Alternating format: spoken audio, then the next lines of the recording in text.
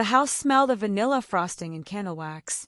The children had worked hard all afternoon helping their mother. Little Daniel had blown up so many balloons that his cheeks were still flushed. Emma had carefully written, "Happy Birthday, Dad," on a banner in bright colors, her handwriting uneven but full of love.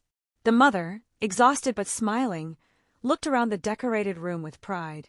She wanted this night to remind him that despite the struggles, despite his long absences, they were still a family worth coming home to. The cake waited in the center of the table, candles flickering softly. Plates were set neatly, napkins folded. Everything was perfect, or so they thought. "Shoo, he's coming," Emma whispered, pressing a finger to her lips. The sound of keys at the door made their hearts race. The mother gripped the knife, ready to cut the cake after the surprise. The children held their balloons tightly, their little faces glowing with excitement. The lock turned. The door opened. And then silence. The father stepped inside, his arm linked with another woman's. Their hands were entwined, their bodies close.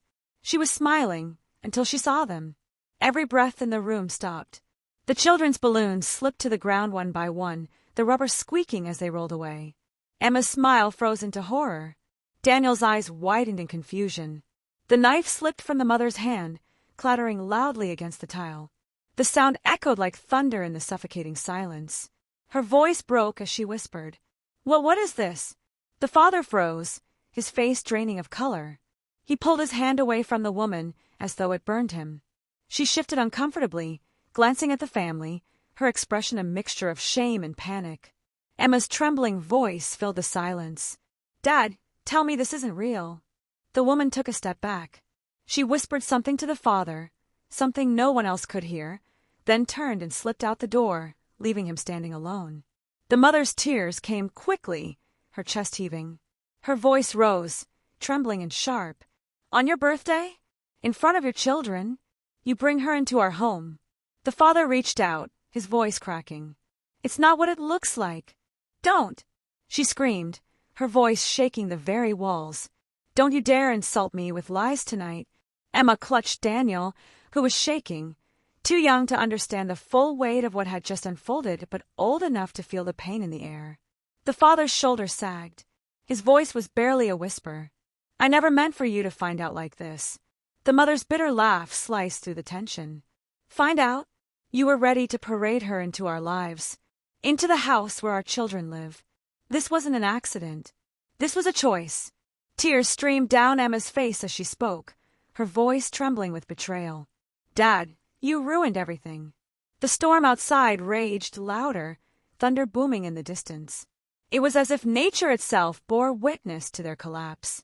The mother steadied herself, her voice now low and cold. "Get out!"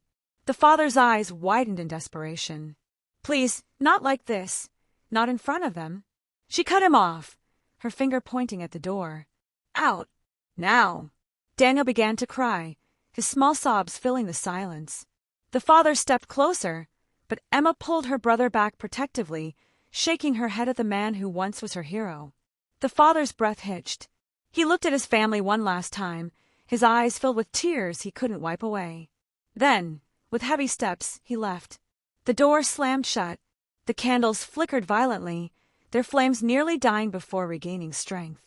Smoke curled into the air, carrying with it the last shred of celebration. The mother collapsed into a chair, her hands covering her face as sobs shook her shoulders. Emma held Daniel tightly, whispering through her own tears, "We're still a family. We'll be okay." But the words felt fragile, like glass ready to break. The cake grew cold. The banner hung limp. The balloons drifted in silence. That night, they didn't sing. They didn't laugh. Because birthdays, from that moment on, would never mean the same again.